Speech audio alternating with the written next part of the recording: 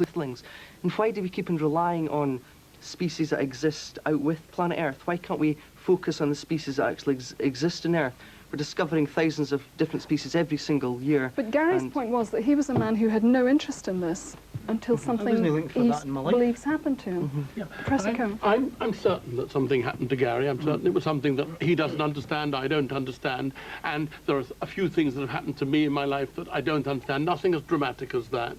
But it seems to me that we're scientists on this side generally, aren't we? Yes, you said that. What we're saying is we don't know. I genuinely don't know about whether things have happened. But, just a moment. But we've got Worf over there.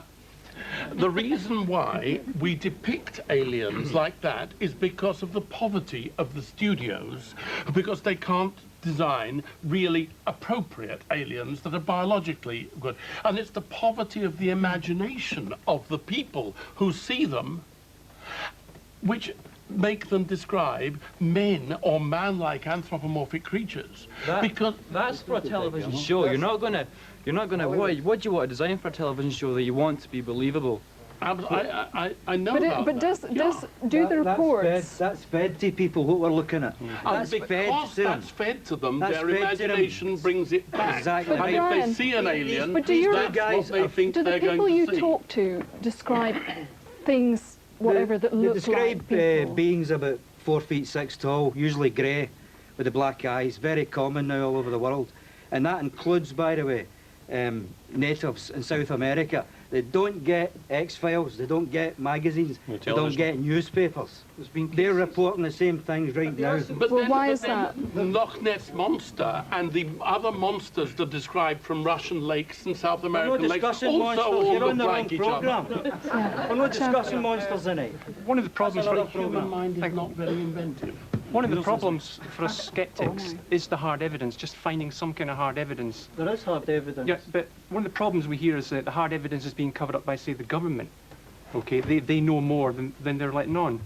But, I mean, if you look at the record of any government, they don't govern very well. They don't keep secrets very well either. Look in everyday government, you know, there's things coming out all the time. I just find it, as a skeptic, I find it hard that they could keep a secret this big for so long. Governments don't run that. It's nameless civil servants that are there no matter what government's in and out. So I'm afraid governments don't run it at all. The most important government is if it's not nameless civil servants. What's the CIA? They're nothing to do about it. The most important question to be asked here, if we got a chance. Yes, sure. I believe nothing I'm told, especially by you lot. Carry on. The most important question here is the gentleman at the back row, has he studied the UFO data? Has he actually looked at the UFO data worldwide? Have you looked at it? It's really impressive. I've got far more UFO data on my bloody bookshelves than most people You would be here. amazed if you looked hard at the Where's data. your bookshelf? The data is contaminated by the human Not all mind. of it. Not all of it.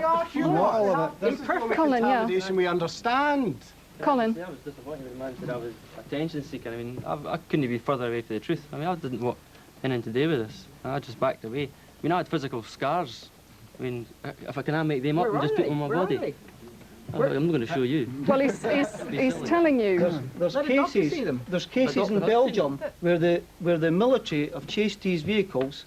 They've been caught on radar. The vehicles have jumped from 5,000 feet to 10,000 feet in seconds. The air pilots have seen them.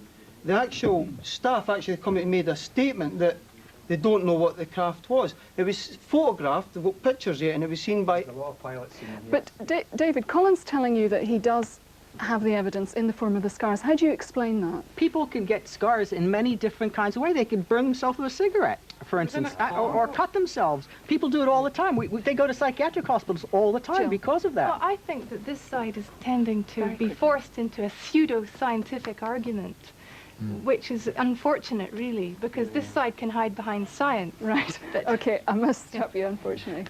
You've heard the arguments for and against from our speakers, studio audience and viewers, and